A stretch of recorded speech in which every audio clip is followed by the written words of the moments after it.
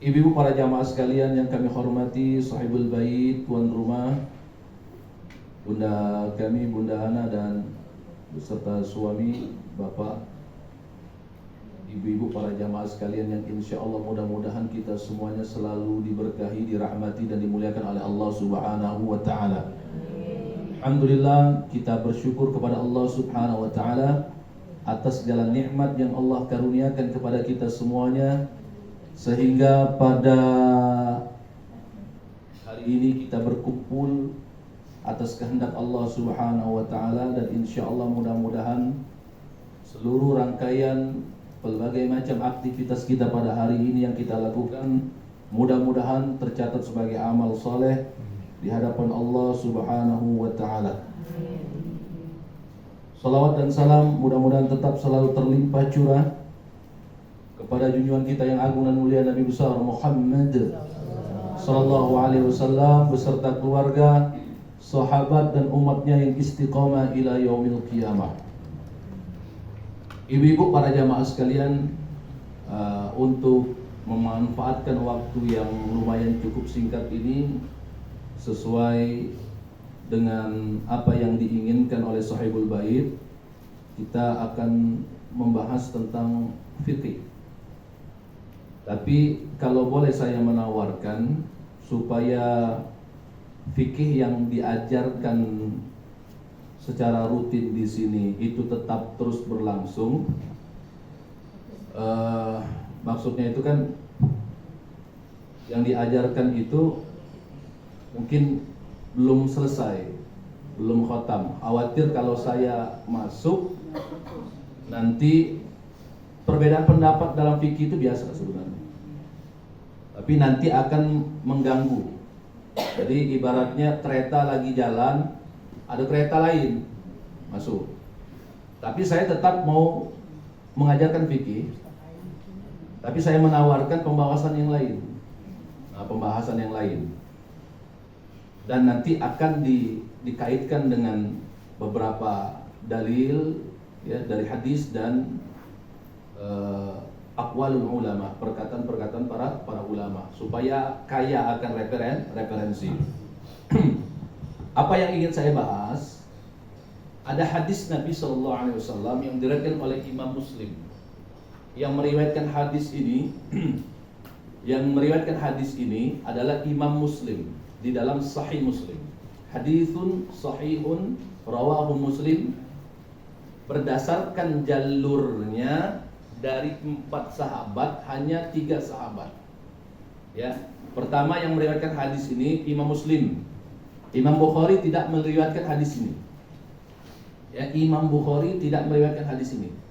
Ibu harus ketahui Imam Bukhari itu gurunya Imam Muslim. Dan mereka berdua sama-sama bermadhab Syafi'i. Ya, saya perlu sampaikan ada 6 ulama ahli hadis setelah 4 madhab. Seluruh ulama setelah 4 madhab ahli hadis yang saya sebutkan ini semuanya bermadhab Syafi'i. Seperti Imam Bukhari, Imam Muslim, Imam An-Nasai, Imam Tirmidzi, Imam Ibnu Majah, dan Imam Abu Dawud. 6 ini. Ini imam ahli hadis yang terkenal. Pertama Imam Bukhari, Imam Muslim, Imam An-Nasai, Imam Tirmidzi, Imam Abu Dawud, dan Imam Ibnu Majah. 6 ini. Maka yang disebut kalau di kalangan para ahli hadis itu, ini disebut dengan kutubus sittah. 6 kitab utama hadis para ahli hadis, kutubus sittah. Ya. Jadi kalau di dunia pesantren itu pasti mempelajari namanya kutubus sittah. Jarang ditemukan di di majelis-majelis taklim tentang pembahasan kutubus sittah ini. Ada, tapi salah satunya misalkan kajian Sahih Bukhari. Rata-rata kajiannya pilih salah satu di situ. Ya. Nah, hadis ini diriwayatkan oleh Imam Muslim. Hanya Imam Muslim meriwayatkan hadis ini. Imam Bukhari selaku gurunya Imam Muslim tidak meriwayatkan hadis ini. Kenapa? Ketika ditelaah oleh Imam Bukhari, ini kayak ada kerancuan itu. Maka supaya lebih selamat, maka Imam Bukhari tidak menyantumkan hadis ini. Hadis ini tentang apa? Puasa Syawal. Sudah puasa Syawal, Ibu? Ada yang muda, ada yang belum gitu ya. Ya, ada yang memang sengaja nggak ngelakuinnya. Ya nggak apa-apa, nggak berdosa juga. Jangan, Ibu, jangan kita membatasi pahalanya Allah itu hanya sebatas puasa Syawal. Kalau ibu benar-benar sengaja nggak melakukan puasa Syawal, walaupun nggak ada uzur itu, nggak ada uzur tapi nggak melakukan Syawal, nggak berdosa sebenarnya, biasa-biasa aja. Dan jangan dibatasi Syawal itu hanya Syawal lah yang akan memberikan pahala kita di bulan Syawal. Enggak. Ibu tidak melakukan Syawal dengan sengaja walaupun nggak ada uzur, tapi ibu jaga lisan, jaga akal, jaga pikiran, jaga hati untuk tidak melakukan perbuatan yang jelek, itu jauh lebih unggul daripada 1000 kali ibu melakukan puasa Syawal itu. Kalau memang ada 1000 kali, apalagi 6 hari. Karena bahaya, sulit menjaga lisan tuh, sulit menjaga lisan. Ibu 2 jam ya duduk di sini, diam, tidak ngomong-ngomong. Kira-kira tahan tidak? Saling nengok, baik. Tahan nggak kira-kira? 2 jam ya di situ. Artinya apa? Nak pengen ngomong ini mulut. Tidak bisa kalau tidak ngomong. Nah baik, kita akan bahas. Ada hadis Nabi riwayat Imam Muslim. Hadis ini sahih menurut Imam Muslim yang jalurnya dari 3 mazhab. Yang pertama Hanafi, yang kedua Syafi'i, yang ketiga Hambali. Nah, jalurnya dari 3 ini. Jadi ada satu mazhab yang tidak mengatakan hadis ini sahih. Satu mazhab. Apa itu? Mazhab Maliki. Imam Malik berpendapat hadis ini dhaif, lemah. Maka jangan heran ibu-ibu, ada beberapa negara yang mayoritas bermazhab Maliki. Sehabis Ramadan, mereka jarang melakukan Syawal, hampir tidak pernah. Karena kenapa? Mereka tidak menganggap ini sunnah muakkadah. Sunnah saja, tapi tidak ditekankan. Muakkadah. Yang ditekan lain. Kalau yang 3 mazhab ini, Hanafi, Syafi'i, Hambali. Apa Bu? Hanafi, Syafi'i, bukan Sape'i, bukan. Sape'i di pasar Lemah Abang sana ya. Syafi'i. Ya, Syafi'i. Hambali. Ya, Hanafi, Syafi'i, Hambali. Jelas ya?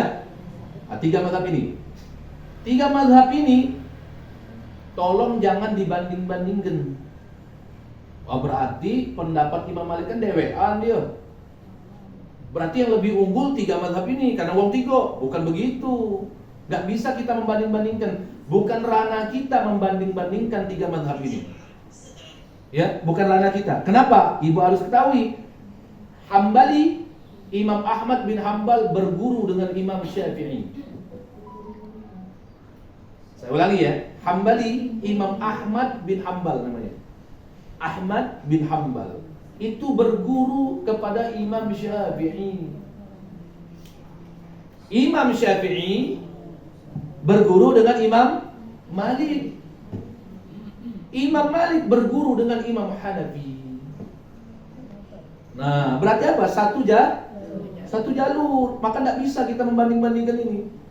Antara guru dan murid ada perbedaan pendapat, dan masing-masing punya mazhab yang mereka buat sendiri. Mazhab itu adalah metode, kaifiyat, cara untuk menjalankan syariat dengan benar. Walaupun terjadinya perbedaan pendapat, pokok permasalahannya bukan di situ. Ini masing-masing pendapat. Dan tidak perlu bertanya mana yang benar. Tidak perlu bertanya mana yang benar. Semuanya benar menurut apa yang kita pahami sesuai dengan jalurnya. Sesuai dengan jalurnya. Lah kalau kita sudah berada di jalurnya, sudah berada di relnya, maka kita tidak perlu ngurusin jalur yang lain. Tidak perlu. Ya, toh juga jalurnya juga bersambungan. Relnya Ahmad bin Hambali bersambung juga dengan relnya Imam Syafi'i. Contoh perbedaan pendapat, Bu. Imam Ahmad bin Hambal itu kalau subuh tidak pernah pakai kunut. Inilah yang mayoritas dipakai oleh Mekah Madinah, karena mayoritas di sana itu Hambali. Di Indonesia ini organisasi yang menggunakan Hambali yaitu Muhammadiyah. Maka subuh tidak pakai kunut.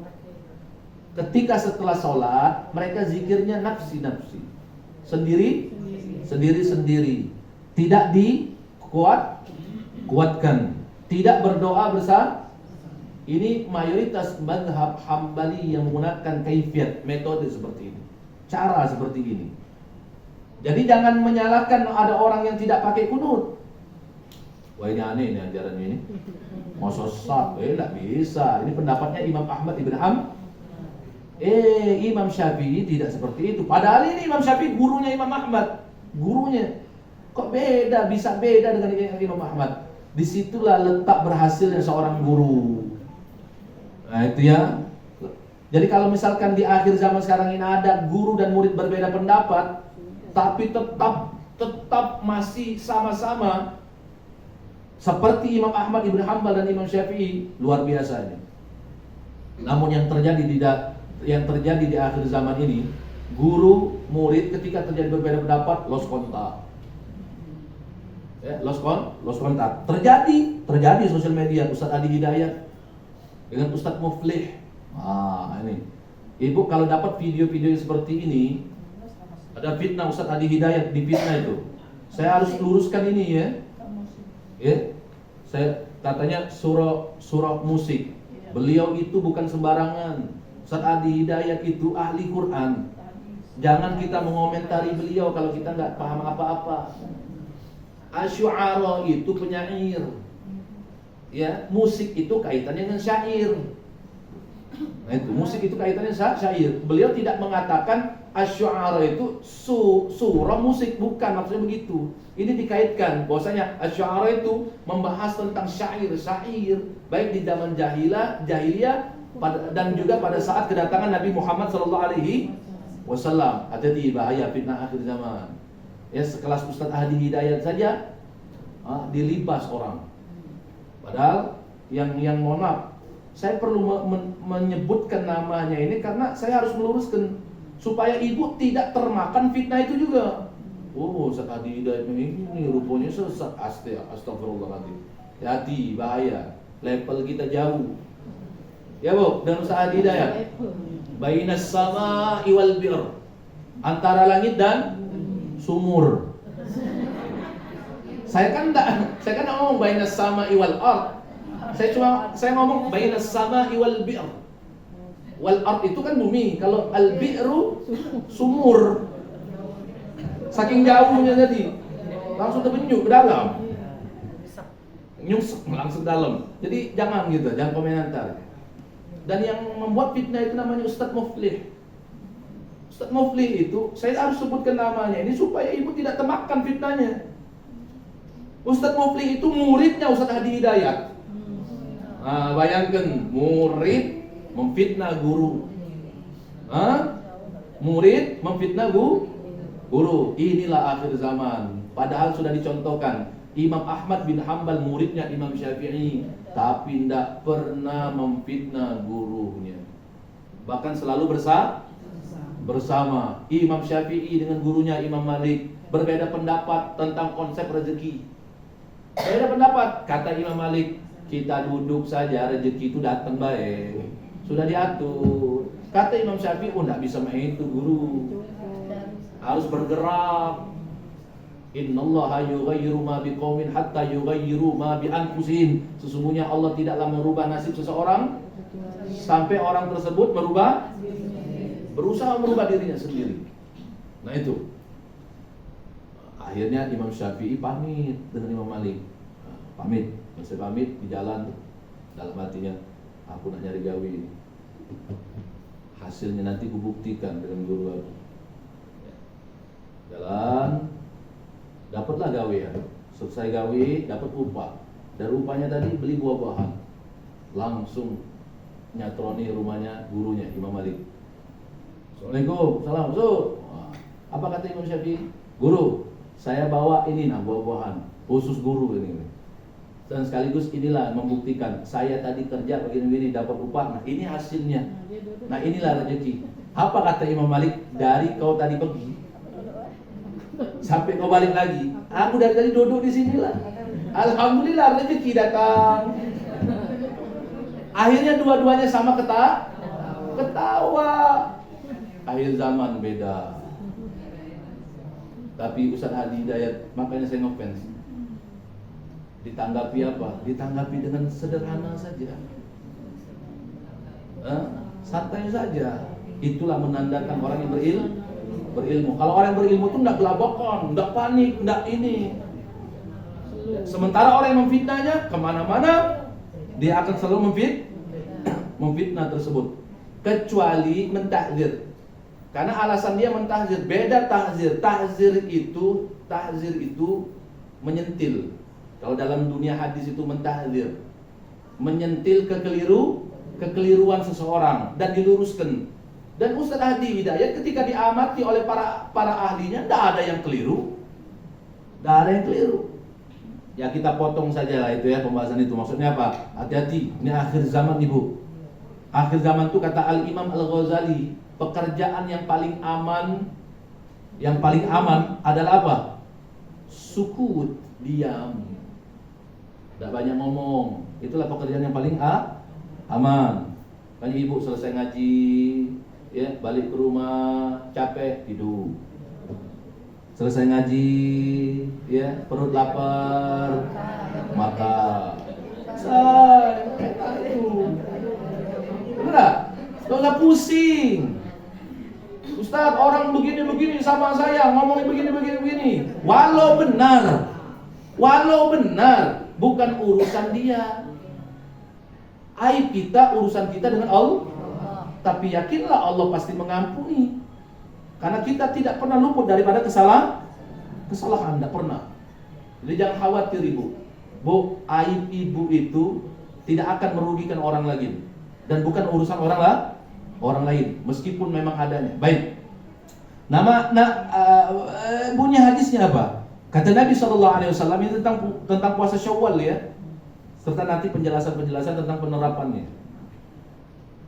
Puasa Syawal, hadis Nabi, kata Nabi SAW, man sawma Ramadana, man sawma, barang siapa yang telah sawma yasumu. Sawma ini fi'lul madhi. Fi'lul madhi itu dalam grammar bahasa Inggris namanya simple past tense. Do you know? Yes, ini. Simple past tense. Apa simple past tense? Bentuk kata kerja lampau. Man soma. Barang siapa yang telah Ramadana, yang telah melaksanakan puasa Ramadan sebulan penuh. Sebulan pun. Summa, kemudian atba'ahu, kemudian mengikutkan bulan Ramadan tadi sittan, 6 hari min Syawal, 6 hari puasa sunnah yang dia ambil. Perhatikan kalimat ini, yang dia ambil dari bulan Syawal, 6 hari yang diambil dari bulan Syawal. Nabi tidak ngomong 6 hari pertama, enggak. Nabi tidak pernah ngomong 6 hari di minggu kedua, enggak. Minggu ketiga, enggak. Minggu keempat, enggak. Pokoknya 6 hari. Nabi enggak pernah ngomong 6 hari berurut-urut, kagak. 6 hari selang-seling, enggak. Terserah, pokoknya 6 hari berurut-urut boleh, selang-seling boleh, ya. Pokoknya asal comot juga boleh. Pokoknya 6 hari. Hatta sekalipun enggak nyampe 6 hari, tetap dikatakan Syawal. Ayo, tetap dikatakan namun perbedaannya apa? Bagi yang 6 hari dengan 5 hari, pahalanya beda. Yang seharusnya dapat 100, dia dapat 80. Ustaz dapat 1 saja, tetap Syawal. Namun pahalanya berbeza, ya. Beda. Pahalanya berbeda. Yang dia dapatkan dia sesuai dengan apa yang dia lakukan itu. Jelas, Ibu? Ustaz nggak ngelakuin, ya nggak dapat. Tapi apakah bisa mendapatkan pahala yang melampaui daripada Syawal itu? Bisa. Kata saya tadi, salah satu di antaranya jaga lisannya, jaga hatinya. Ya, jagalah hati, jangan kau nodai, jagalah hati lentera. Nah, itu. Ya, itu pahala jauh lebih besar daripada puasa sunnah, Ibu. Ada orang yang mengerjakan sunnah Syawalnya itu lengkap, komplit. Ramadannya komplit, Syawalnya komplit, tapi karena tidak jaga lisan, yang dia dapatkan apa? Lapar dan haus saja. Jadi jangan hanya mengerjakan puasa namun tidak bisa menjaga hatinya. Nah, baik. Yang pertama yang ingin saya bahas, pertama nih dari hadis ini ya. Dari hadis ini. Pertama, sanad hadis ini. Tadi sudah saya sampaikan di awal, cuma saya masukkan ke poin pertama. Sanad hadis ini ada 2. Sanadnya sahih. Sanad itu apa? Tingkatan derajat hadis itu. Sahih. Menurut apa? 3 mazhab. Hanafi, Syafi'i, Hambali. Ulama ahli hadisnya setelah 3 mazhab, siapa yang meriwayatkannya? Imam Muslim.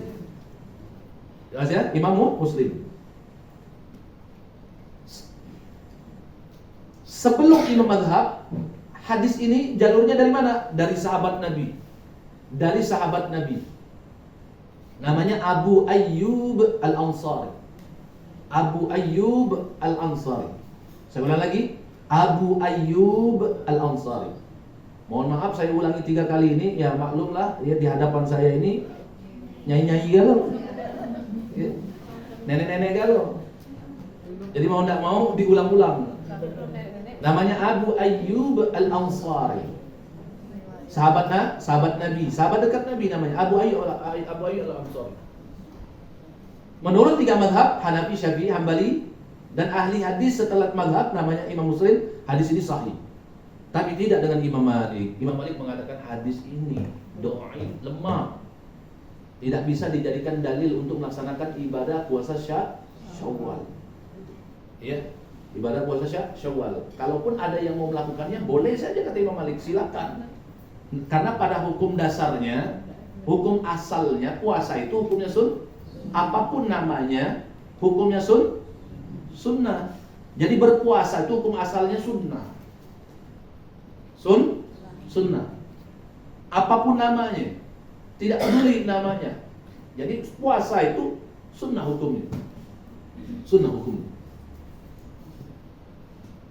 Kata Imam Malik, kenapa alasannya hadis ini dhaif? Karena hadis ini mauquf. Apa mauquf? Waqaf. Apa waqaf? Ayo Ibu, Raja Tahsin. Berhenti di satu sahabat. Namanya tadi Abu Ayyub Al-Ansari. Jadi yang meriwayatkan hadis ini dari Nabi langsung cuma Abu Ayyub dewean. Abu Ayyub Al-Ansari dewean ini. Jadi kata Imam Malik, pertama alasannya hadis ini dhaif, pertama terhenti satu sahabat. Yang kedua, kalimat hadis ini baru disampaikan sebatas perkataan Nabi saja. Perkataan Nabi itu ngomong, siapa yang melakukan puasa di bulan Ramadan sebulan penuh, kemudian mengikutkannya 6 hari diambil bulan Syawal, sama seperti melakukan puasa selama 1 tahun. Kalimatnya ini Nabi itu baru ngomong. Nah, Imam Malik menggali, ada nggak Nabi pernah melakukannya selain ngomong? Rupanya setelah digali oleh Imam Malik, tidak ada satu hadis pun setelah diriwayatkan dari Abu Ayyub Al-Ansari dari sahabat yang lain, tidak ada. Tidak ada lagi. Cuma Abu Ayyub Al-Ansari sendiri yang meriwayatkan hadis ini. Jadi semasa Abu Ayyub Al-Ansari itu, di zaman itu, tidak ada sahabat yang lain meriwayatkan, cuma Abu Ayyub. Maka disebut dengan mauquf, berhenti di Abu Ayyub. Yang kedua, kalimatnya itu baru sebatas ngasih tahu. Nah, kalau kau kaget sudah puasa Ramadan sebulan penuh, nah kau lanjut ke 6 hari bulan Syawal. Kalau kau lanjut ke kaget, kau dapat pahala dari 2 puasa ini. Nanti kamu dapat pahala dari 2 puasa ini, Ramadan dan Syawal. Pahala puasanya apa? Seperti melakukan puasa 1 tahun. Nah, Imam Malik itu mencari tahu Nabi itu kapan melakukannya. Dan siapa di kalangan sahabat yang melihat Nabi puasa Syawal? Tidak ada satupun riwayat itu. Jangan remehkan Imam Malik. Imam Malik itu hafal 1 juta hadis, Ibu. Oh, bayangkan, ini gurunya Imam Syafi'i. Hafal 1 juta, punya guru 700 orang. Ibu gurunya berapa? Nyampe 100. Nggak nyampe ya. 700 orang. Ini Bu, 700 orang ini beliau duduk belajar sampai khatam seluruhnya. Bayang, saking melotoknya itu ya. Makanya raja di zaman itu kan Bani Abbasiyah pada saat itu, Abdul Aziz. Raja pada saat itu, Ibu, kalau ketemu Imam Malik itu nyatroni, tahu nyatroni? Datangi Imam Malik lagi ngajar, apa kata Imam Malik? Pengawal yang raja ini tadi, suruh tunggu dia aku. Bayang ke raja, kalau presiden, nah zaman main hari, itu didatangi apa datangi?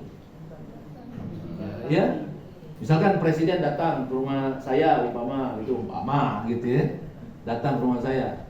Mohon maaf Ustadz, ada presiden datang, suruh Pak Jokowi tunggu baik. Ada enggak yang kayak itu? Nggak akan mungkin, datang belum tentu. Ya, ini raja, Ibu, menguasai jazirah Arab, seluruh jazirah Arab, ya, Mekah, Madinah, Palestina, Mesir, seluruh jazirah Arab, Maroko, negeri Syam itu dikuasai semua. Ketika datang kepada Imam Malik, apa? Suruh tunggu. Lama seharian sampai raja pada saat itu sampai gelisah gitu ya. Mana Imam Malik ini belum muncul-muncul. Pada saat muncul, ya, raja tidak sengaja ngomong, apakah selama ini saya menunggu? Apa kata Imam Malik? Lebih baik kau balik. Boleh, bisa enggak saya kalau ngomong dengan Pak Jokowi itu? Kata Pak Jokowi, alang kelamun Ustaz, kami lah nunggulah sejam, lebih baik kau balik baik. Hah? Ini beda kelasnya Imam Malik itu. Saking ditakuti ulama zaman dulu itu ditakuti. Kalau ulama zaman sekarang ditempeleng. Nah, kalau macam-macam, apalagi dengan penguasa. Cuma tidak seluruh ulama yang takut. Masih banyak ulama-ulama yang berani di zaman sekarang ini. Ya, namun yang berani-berani ini pasti dicegal. Saya tidak ada masalah itu ya. Ngeri kalau masalah itu, Ibu. Ya, mending saya nyari aman bela. Ngajar fokus, ngajar fikih, enggak galak bahas-bahas pemerintah. Takutnya ada yang ngerekam, dikirimnya, nah dikerangkeng, ditangkap misalnya. Baik, baik. Jadi hadis ini lemah gara-gara itu tadi. Karena Nabi tidak Nabi itu tidak ditemukan dalil Nabi pernah melakukan itu, nah. Tapi Nabi sebatas mengatakan. Tapi ingat, Imam Malik tidak pernah mengatakan riwayat dari Abu Ayyub Al-Ansari ini salah, enggak. Karena menurut Imam Malik, dia akan menjadi muakkadah, kuat, ditekankan apabila ada perkataan Nabi plus perbuatan Nabi. Nabi ngomong dan Nabi melakukan itu menurut Imam Malik, tapi tidak menurut 3 mazhab ini, Hanafi, Syafi'i, Hambali. Nabi cuma ngomong saja walaupun tidak melakukan ataupun belum ada informasi Nabi pernah melakukan, cukuplah itu 3 mazhab ini. Contoh kayak yasinan, tahlilan, ya, itu Nabi itu sebatas mengatakan. Jadi gampang kalau ada orang mengatakan yasinan itu apa hukumnya, tahlilan itu apa hukumnya. Ada yang mengatakan bid'ah, gampang saja saya membantahnya. Karena katanya kan pegang apa yang dia bilang. Nabi tidak pernah buat. Apakah Nabi tidak pernah buat lantas dikatakan bid'ah? Oh, belum tentu. Karena sunnah itu, makna sunnah itu ma'udhifa ilan nabi. Apa yang disandarkan kepada Nabi biqaulihi, baik perkataannya, wa fi'lihi, perbuatannya, wa takririhi, ataupun diamnya Nabi. Nabi bisa saja ngomong, Nabi tidak buat, sunnah hukumnya. Nabi bisa saja ngomong, tapi Nabi tidak pernah buat, itu sunnah juga. Yang penting Nabi pernah ngomong. Nabi tidak pernah ngomong, tapi Nabi berbuat, itu sunnah juga. Ada lagi yang ketiga, Nabi nggak pernah ngomong, Nabi nggak pernah buat, tapi yang buatnya ini adalah sahabat. Yang buat ini adalah sahabat. Karena Nabi melihat, Nabi menyaksikan, plus Nabi diam. Diamnya Nabi, na'am, setuju, iya. Maka itu juga sunnah. Jadi jangan sampai ibu dicekokin pemahaman. Apa yang tidak pernah Nabi buat itu tidak sunnah. Hati-hati ini. Kami tidak pernah belajar ilmu hadis dari para ulama-ulama modelnya itu. Apa yang tidak pernah dibuat Nabi itu bid'ah, itu tidak sunnah. Sedangkan makna sunnah itu ma'udhifa ilan nabi, apa yang disandarkan kepada Nabi, baik perkataan atau tidak pakai dan ini, atau perbuatan atau diamnya atas perbuatan sahabat. Nabi itu kalau misalkan ada sahabat yang berbuat, Nabi nggak ngomong, Nabi nggak pernah melakukan. Terus sahabat buat, kalau Nabi nggak setuju, Nabi ngomong. Contoh bu, Nabi tidak pernah buat, tidak pernah ngomong, tapi sahabat yang ngomong. Kayak apa? Masbuknya orang sholat. Ya, masbuknya orang sholat. Nabi pernah tidak masbuk sholat? Tidak pernah, karena Nabi imamnya. Nabi tidak pernah masbuk sholat karena Nabi imamnya, imam sholat. Nabi tidak pernah. Siapa yang buat ini? Mu'az. Ya, Mu'az bin Jabal. Mu'az bin Jabal. Rakaat yang kedua masuklah Mu'az ini. Berarti ini sholat zuhur ini. Rakaat yang kedua masuk. Setelah salam, Nabi salam, Mu'az berinisiatif nambah sikoh. Setelah selesai, apa kata ditengoklah oleh Rasulullah. Ya, apa kata Rasulullah? Ya Mu'az, qad sanna lakum ya Mu'az. Kamu telah membuat sesuatu yang baru ya Mu'az. Tapi Nabi menyetujuinya, maka disebutlah itu sunnah, walaupun Nabi tidak pernah Wah, ini memperkaya kita ibu. Jangan sampai kita ini suka dibohong-bohongin. Nabi nggak pernah buat. Nah, karena kadang timbul kan di sosial media seperti itu kan, nggak pernah buat oleh Nabi. Ini hati-hati, bahaya ini. Ya, baik. Nah, kalau pendapat Imam Malik, supaya ini kuat sunnahnya kuat, maka harus dilihat Nabi pernah ngomong plus membuatnya. Tapi tidak menurut tiga mazhab ini. Cukuplah Nabi mengatakan, walaupun tidak ada informasi dari sahabat yang lain bahwasanya Nabi pernah buat puasa Syawal, cukuplah yang tadi. Cukup mengatakan ini sunnah muakkad. Karena terjadi perselisihan pendapat ini, Imam Bukhari lebih ihtiyat, berhati-hati untuk tidak menyantumkan hadis itu. Namun muridnya Imam Bukhari namanya Imam Muslim tetap menyantumkan di dalam Sahih Muslimnya. Biarlah para ulama baiklah yang ini yang berbeda pendapat, kita ini mengikuti muqallid, kita ini sebatas mentaklid saja kepada para ulama. Enggak usah bingung ibu, enggak usah timbul pertanyaan mana yang benar.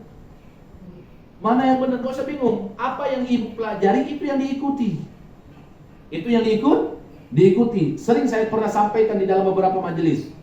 Ustadz mana yang benar? Menurut Ustadz ini, bingung kami. Mana yang kalian pilih, itulah yang kalian ikuti. Yang kalian pilih itu bukan seenak-enaknya, tapi yang sanggup kalian lakukan. Ya, tidak seluruh pendapat ustadz itu semuanya bisa dilakukan. Dan ingat, yang salahnya sebenarnya bukan ustadznya. Yang membuat bingung adalah pikiran kita sendiri karena tidak mau memilih. Pilihlah salah satu di antara beberapa banyak pendapat.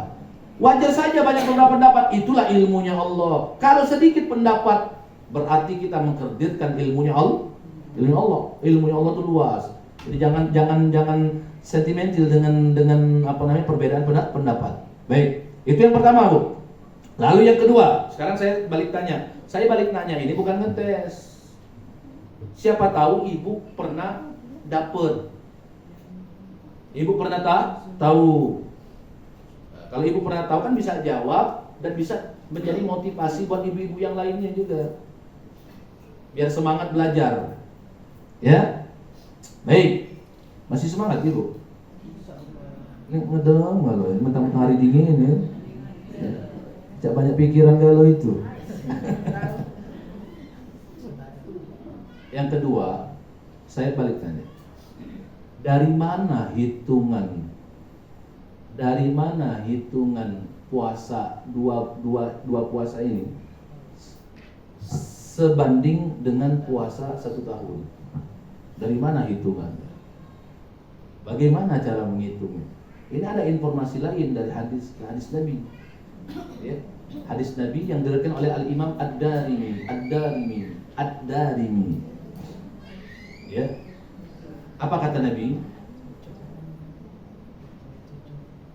Shaumus siyamir Ramadan, puasa bulan Ramadan bi ashratin ashhur, sebanding puasa sebulan Ramadan bi ashrati ashhur, sebanding dengan 10 bulan berpuasa. Wasittatun ayyamin min Syawal, dan 6 hari bulan Syawal, puasa 6 hari itu bi asyrain, sebanding dengan 2 bulan berpuasa. 10 tambah 2 bulan, berapa itu? 12 bulan 1. Nah, itulah hadis riwayat Imam Ad-Darimi. Nabi mengatakan seperti itu. Imam Ad-Darimi itu satu letting dengan Imam Ahmad ibn Hanbal. Cuma yang lebih terkenal namanya itu adalah Imam Ahmad bin Hanbali. Mungkin saya boleh menebak ibu-ibu baru dengar namanya Imam Ad-Darimi itu. Imam Ad-Darimi itu ahli hadis satu letting dengan Imam Ahmad bin Hanbal. Ya. Hanya di kalangan orang yang belajar hadis lah tahu yang namanya Imam Ad-Darimi. Nah, itu hitungannya Ibu. Apa tadi? Puasa sebulan penuh Ramadan itu sebanding dengan 10 bulan kata Nabi. 10 bulan berpuasa. Wasittatun ayyamin min Syawal, dan 6 hari di bulan Syawal puasa itu sebanding dengan 2 bulan berpuasa. 10 bulan tambah 2 bulan kan 1 tahun, 12 bulan. Wajar saja pahalanya seperti orang yang berpuasa selama 1 tahun. Jelas? Itu yang kedua. Lalu yang ketiga.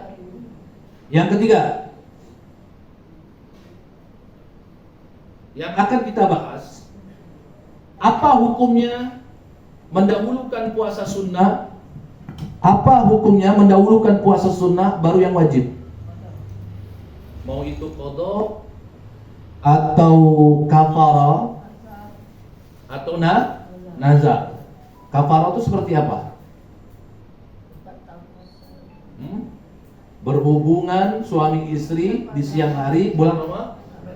Nah, kafarah. Ya, atau nazar. Umpama kata, kalau anak aku melok tes polisi ini lulus, aku nak puasa. Aku nazar aku puasa selama setahun. Wajib dia tuntaskan selama 1 tahun itu. Terutang dia. Makanya kalau bernazar itu jangan lebay. Iya, setahun. Anak kita tadi berlenggang-lenggang aja pas lulus itu ya. Dia sibuk begawe kita lupa puasa. Tapi kalau itu tidak dianggap beban sebagai rasa syukur, tidak masalah. Anggap saja untuk menyehatkan badannya. Sumu tasihu kata Nabi, berpuasalah kalian agar kalian sehat badan kalau berpuasa. Tayyib. Jadi yang ketiga, apa hukumnya mendahulukan sunnah dengan yang wajib dulu? Mana yang sunnah atau yang wajib dulu nih didahulukan? Wajib dulu apa sunnah? Maka kita tafsil baru dapat jawabannya. Tafsil itu dirinci. Jangan kita comot satu saja, tapi menafikan pendapat yang lain. Nah, biar kaya referensinya. Pendapatnya, ya. Menurut Hanafi dan Syafi'i, tergantung ibu mau ngambil yang mana, dan ibu terbiasa mengambil yang mana. Ibu terbiasa melakukan yang mana. Jangan campur aduk. Saya enak-enaknya kaget hari ini aku ngambil pendapatnya Syafi'i, besoknya Hanafi. Ibu menyampur talfik dalam ilmu fikih itu, talfik campur aduk mazhab itu dalam keadaan darurat. Contohnya suami istri itu kalau dalam mazhab Syafi'i batal wudu. Nah, pada saat ibu di Mekah nanti tidak bisa berdiri dalam mazhab Syafi'i. Mau tidak mau bisa mengambil pendapat yang lain kalau dalam keadaan kondisi darurat seperti itu. Nah, jadi menurut Hanafi dan Syafi'i hukumnya mubah, boleh mendahulukan yang sunnah dulu baru yang wajib. Misalkan ibu nak Syawal dulu, kaget kodoknya, boleh menurut siapa? Hanafi dan Syafi'i. Ya, menurut Hanafi dan Syafi'i. Jadi ustadz yang selama ini kami dapatkan tidak boleh itu, kaget ibu baru tahu nanti itu pendapat siapa. Ada itu pendapatnya, tapi kita rinci dulu, tafsil dulu. Hanafi dan Syafi'i mengatakan boleh kalau mau mendahulukan Syawal atau puasa sunnah lah, pokoknya seluruh puasa sunnah, ya, baru melakukan yang wajib. Alasannya apa? Alasannya alat tarohi. Cak mana nulis ininya, Latinnya? Tarohi, pakai K-A-I-Y. Tarohi. Ya, tarohi. Apa tarohi? Senggang waktunya. Mengkodok, membayar puasa yang wajib itu senggang waktunya. Tidak dibatasi. Kalau Syawal hanya di bulan Syawal. Alasannya apa? Muwassa, luas waktunya, luas waktunya. Namun tetap Hanafi dan Syafi'i tetap mengunggulkan yang paling utama, mendahulukan yang wajib dulu baru yang sunnah.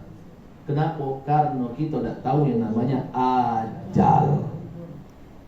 Jangan sampai ketika ajal nyampe, puasa hutang kita yang wajib ini belum tuntas. Banyak hutang ibu? Nah, bayar lah bu. Tidak tahu ibu balik dari sini laju. Ya tidak tahu, jangan astagfirullah ini. Tidak tahu kan? Karena ajal tuh tidak nengok. Ibu nih kayaknya kaki bela, tunda bela, tidak baca. Tidak tanya ustaz duluan. Tidak apa-apa ibu yang di depan. Ustaz duluan kan di belakangan. Bukan di belakangan ustaz duluan. Ya kan? Ya bu ya, pokoknya siap tidak siap balik. Pokoknya siap tidak siap balik. Ada kawan-kawan ibu yang di dalam majelis ini yang sudah balik duluan? Banyak kan? Siap tidak siap balik ibu. Tidak baca kita menunda. Ya, walikulli ummatin ajal fa idza jaa ajalun la yastakhiruna sa'atan wa la yastaqdimun. Setiap kita ini punya batas waktu. Kalau sudah nyampe waktunya, ajalnya itu tadi tidak bisa dimundurkan, tidak bisa dimajukan.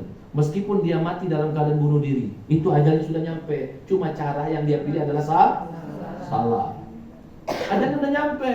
Dan jangan ibu mengatakan orang bunuh diri itu mempercepat ajal. Tidak, ajalnya sudah nyampe. Cuma cara matinya dia memilih su'ul khatimah. Su'ul khatimah. Ibu mati dalam keadaan sholat, itu husnul khatimah.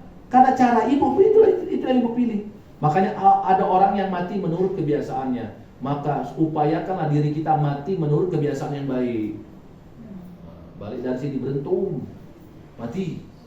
Tapi ibu mati dalam keadaan husnul khotimah. Balik dari majelis Karena orang yang hadir majelis ilmu adalah orang yang seperti orang mati syahid. Maka jangan kendor hadir majelis ilmu. Jangan kendor, apa yang kendor? Hah? Kalau diajak nongkrong, oh cepat siap. Ibu-ibu jangan lupa ya. Kali kita jalan-jalan ke sini ke Lampung, oh nanya Bunda Ana kita pakai apa? Makan apa? Berapa CK kita? Bunda Ana ngomong, assalamualaikum, jangan lupa majelis taklim, diam ngedem galau. Dah katanya nyaut. Inilah diajak majelis taklim ke taman surga males. Kapan diajak shopping keliling-keliling, wah semangat galau. Kapan foto berkibas galau ini. Jubah nih tadi itu. Kapan majelis taklim? Aku tuh bukan nanying, bukan nyentil lah ya. Biar semangat kita ada majelis ilmu. Kadang-kadang saya tuh aneh kadang ya. Kapan lagi emak itu lagi semangat galau. Melek galau. Tahan ngomong mulut gitu. Apa ya? Mulut tahan ngobrol. Nggak, enggak perhatikan kayak itu. Ini dijadikan bahan ceramah supaya kita ini jangan meremehkan namanya majelis ilmu. Ya. Baik, tayyib Ibu. Jadi itu perbedaannya. Hanafi, Syafi'i, mubah, boleh. Tapi tetap lebih utama yang wajib dulu, baru yang sunnah. Imam Malik mengatakan makruh. Imam Malik mengatakan makruh. Tetap dikatakan sah puasanya, tapi makruh. Pahalanya tidak maksimal. Kalau dia dahulukan yang sunnah, baru yang wajib. Tetap yang lebih utama kata Imam Malik yang wajib. Tapi kalau dia mendahulukan yang sunnah, tetap sah puasanya. Dia tetap dapat pahala, namun pahala yang dia dapatkan tidak maksimal. Berkurang pahalanya karena meniadakan yang wajib. Yang ketiga pendapatnya haram, tidak sah puasa sunnahnya. Pendapat Hambali. Nah, yang ibu dapatkan selama ini adalah pendapat Hambali, Imam Ahmad bin Hanbal, haram, bahkan tidak sah puasanya. Ibu puasa Syawal, tapi ada kodok. Syawal ibu tidak sah. Syawal ibu tidak sah. Tidak sah. Karena kenapa? Ibu mendahulukan yang sunnah. Itu menurut Imam Ahmad bin Hanbal. Namun Hanafi dan Syafi'i punya solusi. Dapat dua-duanya. Sekali jalan dapat dua-duanya. Tasyrikun niyah, menggabungkan yang wajib dengan yang dibantah Imam Ahmad bin Hanbal. Walaupun gurunya dibantah nih, tapi bantahnya apa? Bantahnya dengan referensi dalil. Itulah ulama zaman dulu antara guru dan murid saling membantah tapi dengan dalil.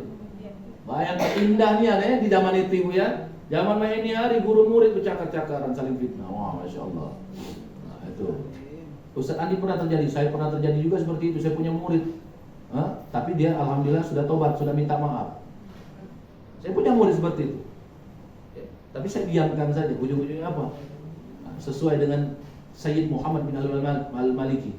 Kata Sayyid Muhammad Al-Imam Malik, Sayyid Muhammad bin Alwi Al-Maliki, ini ulama besar di Mekah itu mengatakan, sekali saja engkau menggoreskan hati gurumu, bahkan doa dari 1000 wali pun tidak mampu dikabulkan oleh Allah. Tidak akan bisa dikabulkan oleh Allah. Sekali saja menggoreskan hati guru, 1000 wali berdoa minta ampun untuk orang yang berbuat ini, maka tidak diampuni oleh Allah sebelum dia mendapatkan maaf dari guru itu. Akhirnya apa nih murid saya ini? Saya tidak pernah mendoakan yang tidak baik, tapi Allah melihat keadaan itu. Allah buat belangsakan hidupnya. Sampai dia nangis, minta maaf, tapi saya maaf, selesai. Dan alhamdulillah berangsur sekarang.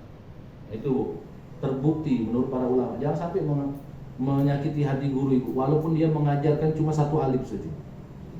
Ya, satu alif ini ibu, kalau ibu tidak paham, ibu tidak baca ngomong Bismillahirrahmanirrahim.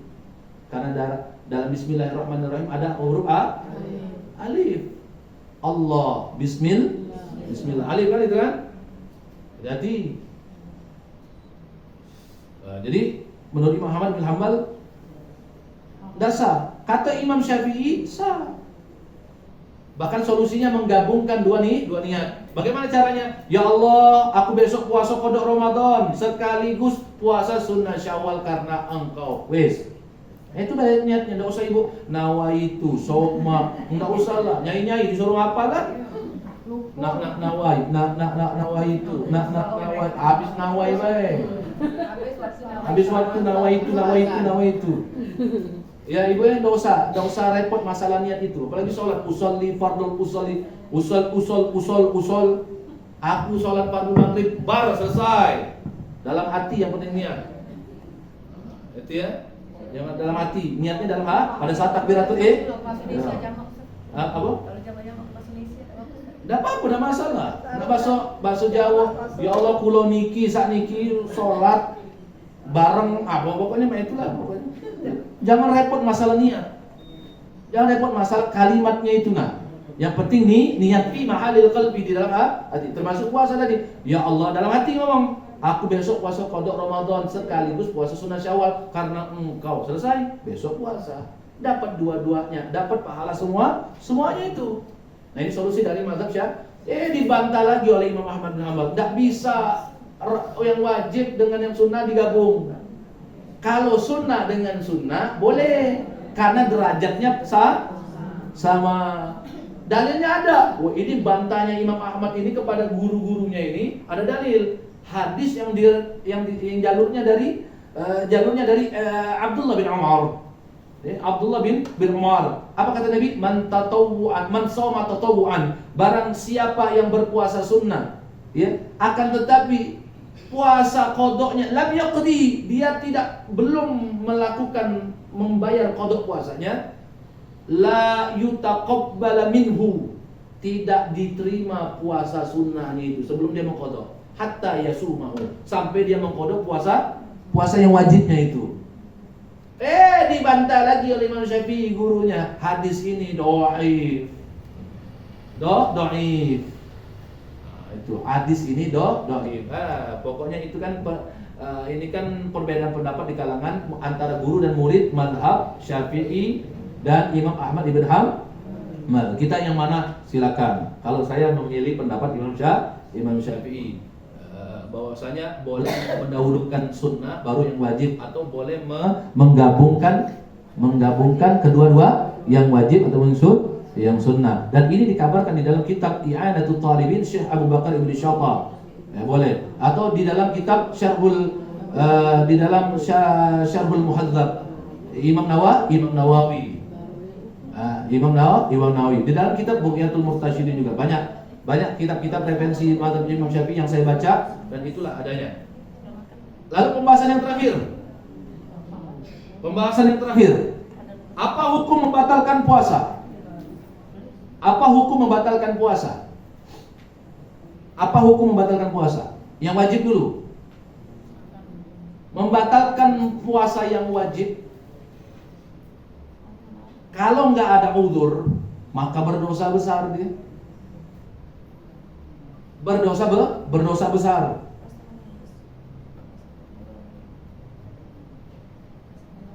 Berdosa besar dia. Bahkan urutan dosa besarnya itu urutan yang ke-6, yang ke-6. Jadi ada urutan dosa besar itu adalah yang ke-6 adalah membatalkan puasa yang wajib. Kalau nggak ada uzur. Kalau ada uzur nggak apa-apa, nggak masalah, nggak berdosa. Bahkan dianjurkan kalau dalam keadaan darurat. Vertigo ibu kambuh. Nah, sudah bertaburan bintang-bintang itu. Iya kan?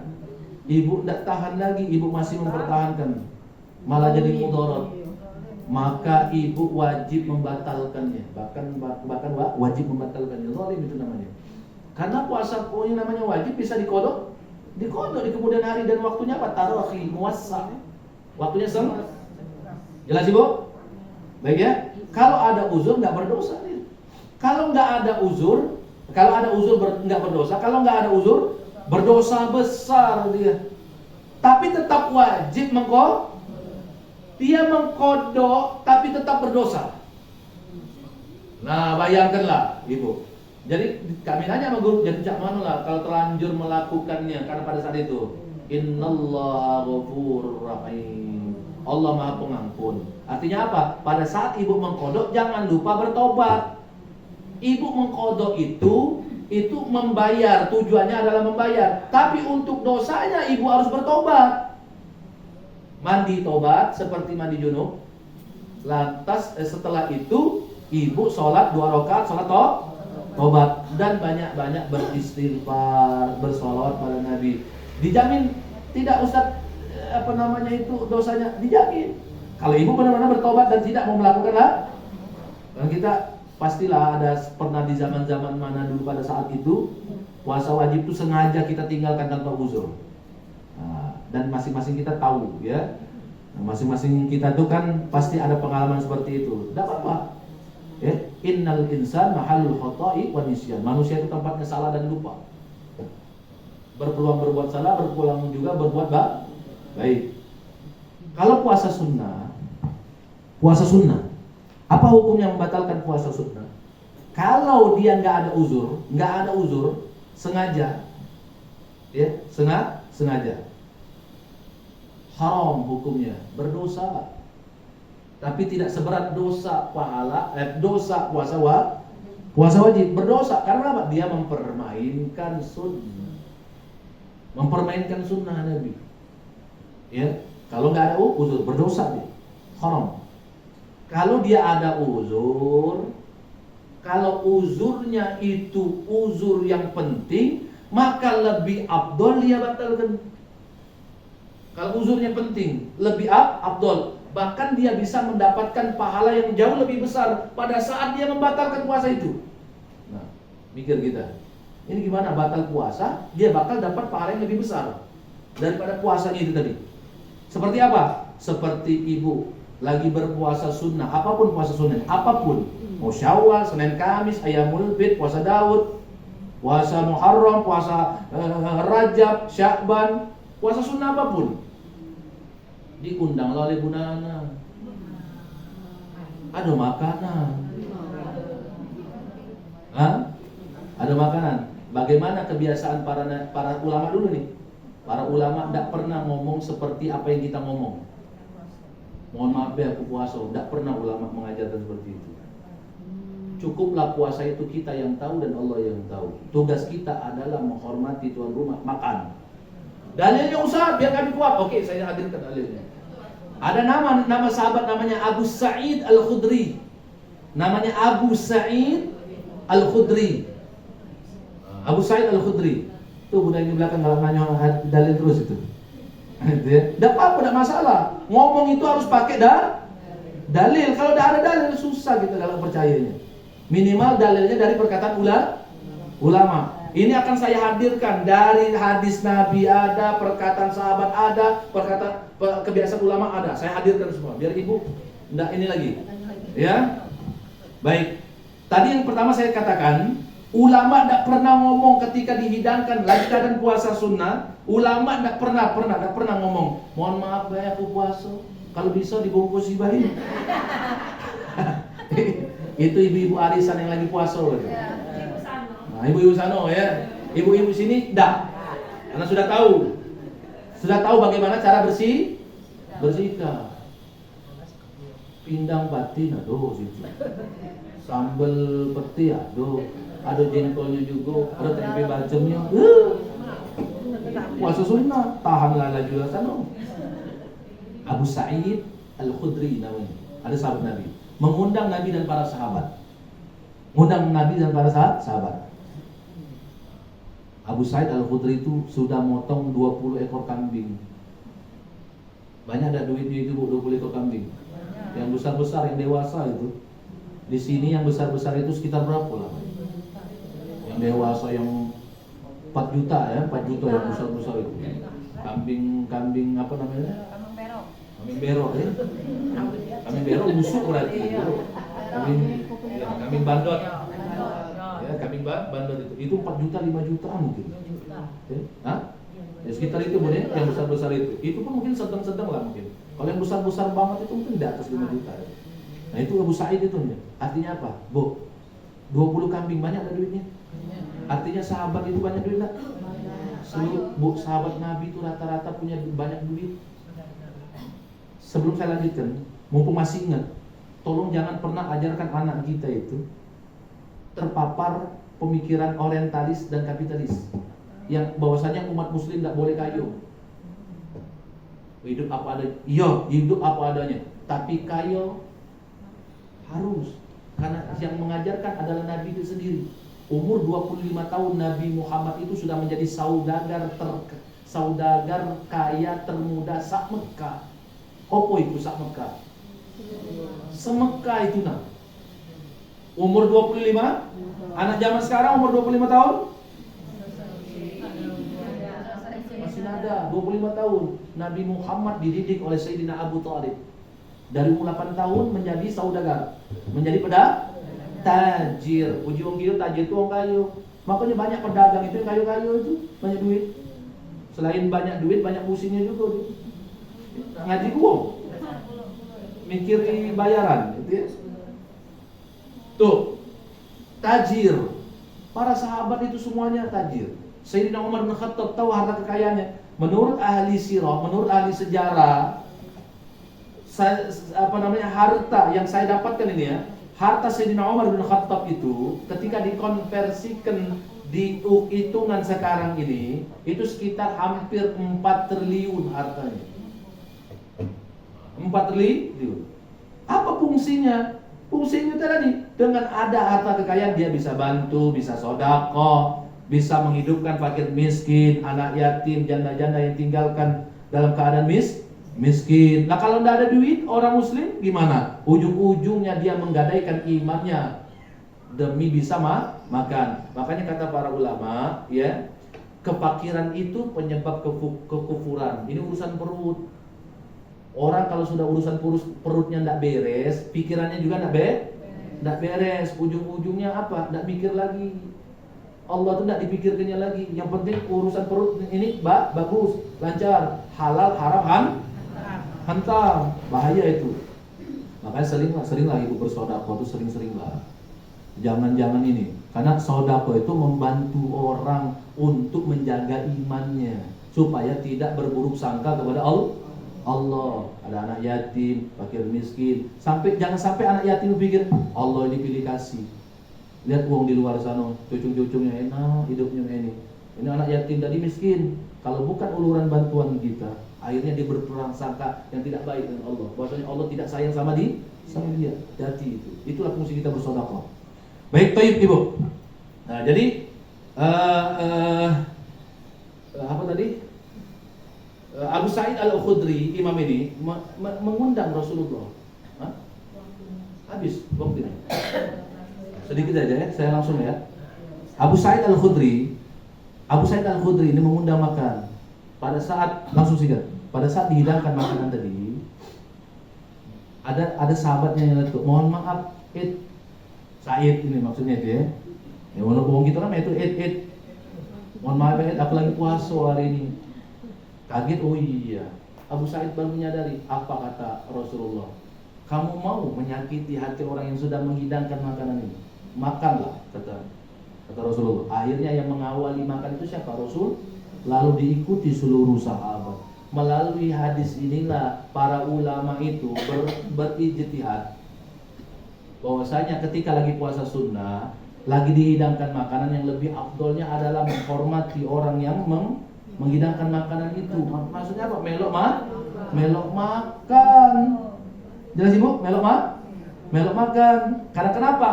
Menyenangkan hati orang yang menghidangkan makanan. Pahalanya jauh lebih besar daripada puasa sunnah yang kita lakukan itu.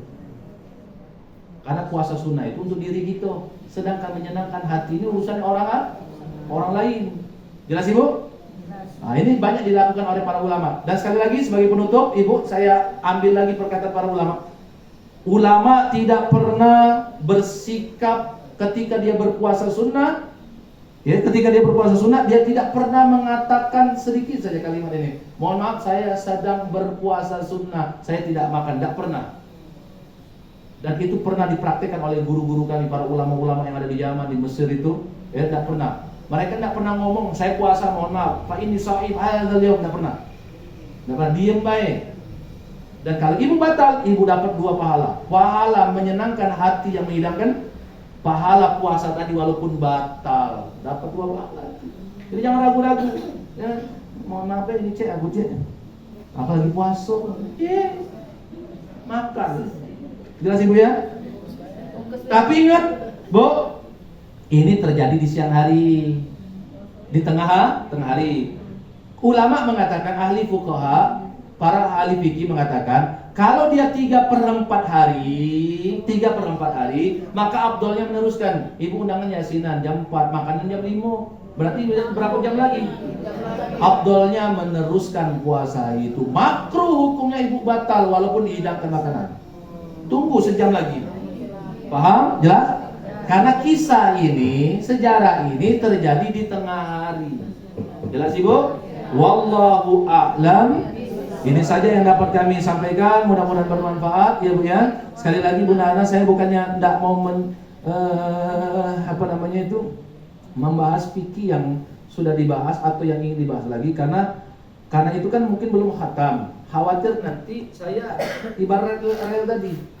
Nah, jadi relnya lagi ini, keretanya lagi berjalan, saya datang dari lain. Nah, ya, kaki ujung-ujungnya, nah mana yang benar ini? Aku duduknya caranya main ini menurut guru aku ini. Tapi Ustaz Andi mau main ini. Sebenarnya yang salah bukan ustazanya, enggak. Tapi kitanya tadi ini. Nah, jadi jangan, supaya tidak membingungkan, akhirnya saya mengajar fikih tapi memilih fikih yang lain. Berhubung ini masih di bulan Syawal, maka saya menyajikan pembahasan yang sudah saya sampaikan barusan. Wallahu a'lam bishawab. Kalau ada yang menanyakan silakan Ibu. 5 menit boleh? Ya, silakan. Bu, saya boleh minum ya?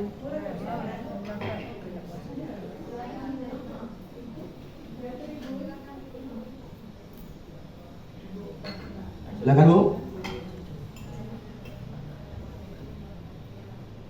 Waalaikumsalam warahmatullahi wabarakatuh.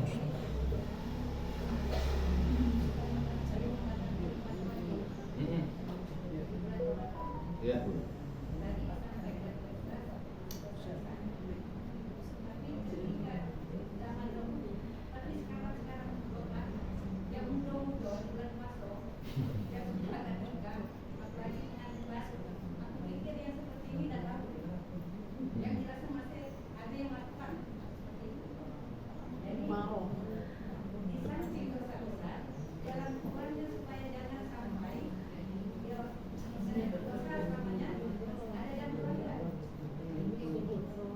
Ya. Ya. Ya. Memang cita-cita saya dulu dokter, cuma kesampaian. Bun, mungkin Bunda tadi pada saat saya kasih solusinya, Bunda lagi ngelamun mungkin. Solusinya tadi bertobat, mandi tobat, sholat tobat. Cuman kodoknya tetap berlaku, dia bayar. Tadi Bunda menyenggol suami istri yang masih muda yang baru ini, yang belum tahu tuh ya. Umpama terjadi dia berhubungan di siang hari, maka dia kena kafarahnya. Kafarahnya itu adalah berpuasa 2 bulan berturut-turut, atau memberi makan memerdekakan budak. Yang ketiga, memberikan makan fakir miskin sebanyak 60 hari. 60 orang. Ingat, yang disajikan oleh Nabi ini, tolong jangan dipahami itu sebagai pilihan yang langsung bisa dipilih. Paham nggak kira-kira? Nggak bisa langsung dipilih. Karena ada 3 pilihan. Berpuasa 2 bulan berturut-turut, memerdekakan budak. Yang ketiga, memberi makan 60 orang fakir miskin sampai kenyang. Kalau wong yang punya duit pasti milih nomor 3. Nah, tolong jangan salah paham hadis ini. Banyak yang salah paham hadis ini. Dalam hadis ini menggunakan kata au. Ya. Kata au atau mohon maaf, wow. Makanya saya skripsi saya dulu membahas huruf wow. Cuma membahas huruf wow, setebel ini Bu. Huruf wow.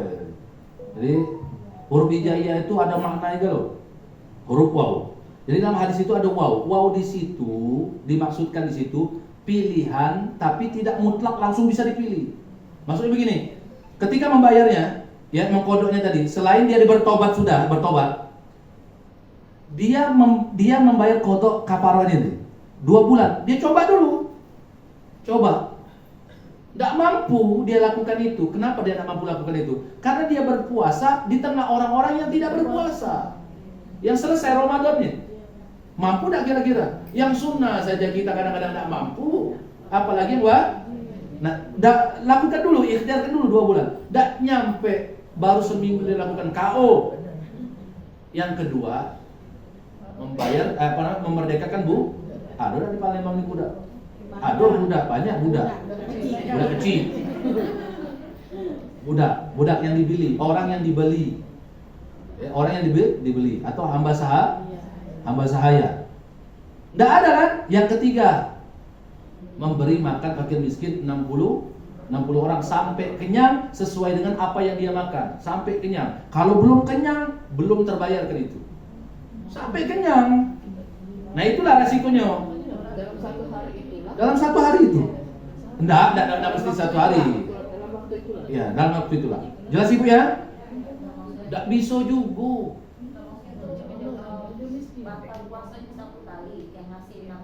Satu kali, 1 hari 60. 2 hari kalikan 120 orang. 3 hari. Maka kata saya, kalau banyak duit, enaknya dia. Ma itu ya. Puasa gitu, tenang banyak duit gitu. Kita pajak bayar itu. Nggak bisa, makanya pilihan ini bukan pilihan langsung ucluk-ucluk. Tahu ucluk-ucluk? Tahu bisa milih, enggak. Pilihan ini diurutkan dulu. Jelas Bu ya? Enggak bisa juga dia kasih makan kata duit. Dia gak duit. Enggak ada duit, nang ada ngepeng. Ngapa nak ngaku kenyong? Ya mikir-mikir. Ngapa nak ngelakukannya? Sudah tahu puasa itu menahan hawa nafsu, masih dia lakukan. Kalau enggak ada duitnya, nah solusinya, maka tunggu sampai bisa dia lakukan. 2 bulan enggak bisa. Budak dah ganti. Bayar 60 orang, kasih makan 60 orang, enggak ada duit. Nah, ini kendaknya nak apa manusia sih kok. Nah, itu ya jelas ya. Itu Bu ya. Ya jangan sampai, tolong dikasih tahu, ajarkan ini anak istri kita. Ya.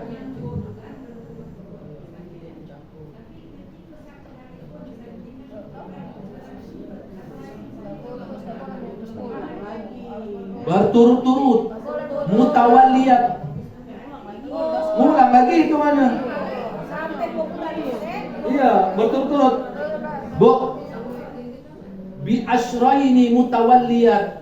2 bulan berturut-turut, harus berurut-urut. Kalau keberat, makanya jangan nguna-nguna. Nah, jelas ya?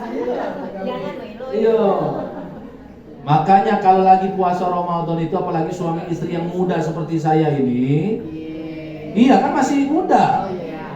Baru 5 tahun pernikahan saya Bu. Anak baru 2. Iya. Hati-hati, bahaya nih. Makanya bulan puasa, mohon maaf ya, saya sampaikan, bulan puasa kemarin saya hampir jarang, kecuali malam hari itu ya. Hampir jarang, apalagi siang hari, hampir jarang saya itu tidur satu ranjang istri saya. Seringnya di masjid tuh lah, di samping rumah tuh lah. Masjid kan di samping rumah tuh lah. Di masjid itulah sampai asar kaget baca Quran lagi. Nah, jam jam 4:30 balik ke rumah, ganti baju olahraga, keliling.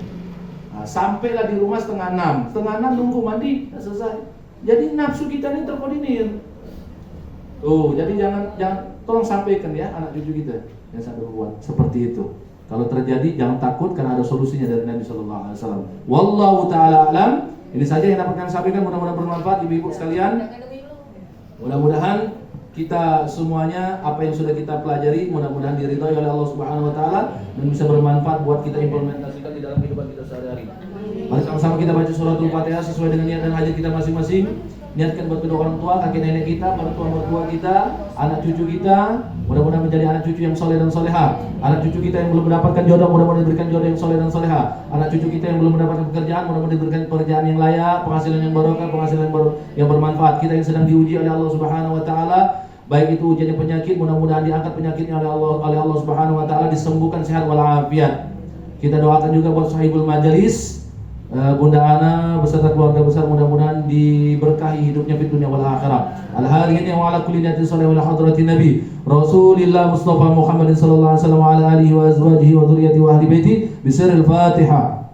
A'udzu billahi minasy syaithanir rajim. Bismillahirrahmanirrahim. Alhamdulillahi rabbil alamin. الرحمن الرحيم مالك يوم الدين إياك نعبد وإياك نستعين اهدنا الصراط المستقيم صراط الذين أنعمت عليهم غير المغضوب عليهم ولا الضالين آمين واعف عنا يا كريم واعف عنا يا كريم واعف عنا يا كريم اللهم صل على سيدنا محمد وآله وصحبه وسلم ربنا اغفر لنا ذنوبنا ولوالدينا ولمشايخنا ولجميع المؤمنين والمؤمنات والمسلمين والمسلمات برحمتك يا أرحم الراحمين اللهم يا من وفق على الخير للخير وعانوا عليه وفقنا للخير وعينهم عليه اللهم إنك أنت الغني الحميد يا مغني ودود بحق يا مغني ودود بأغننا وأغننا بفضلك عمن سواك وارزقنا رزقا كثيرا واسعا حلالا طيبا مباركا فيه استجب دعانا يا الله يا رحمن يا رحيم يا كريم يا حي يا قيوم يا مالك الملك يا ذا الجلال والإكرام بأسماء الحسنى بأسمائك العظيم بجاه وبحق سيدنا مصطفى محمد صلى الله عليه وسلم ربنا آتنا في الدنيا حسنة وفي الآخرة حسنة وقنا عذاب النار وصلى الله على سيدنا مولانا محمد وعلى آله وصحبه وبارك وسلم والحمد لله رب العالمين تقبل الله منكم هدانا الله وإياكم أجمعين والله الموفق إلى أقوم الطريق ثم السلام عليكم ورحمة الله تعالى وبركاته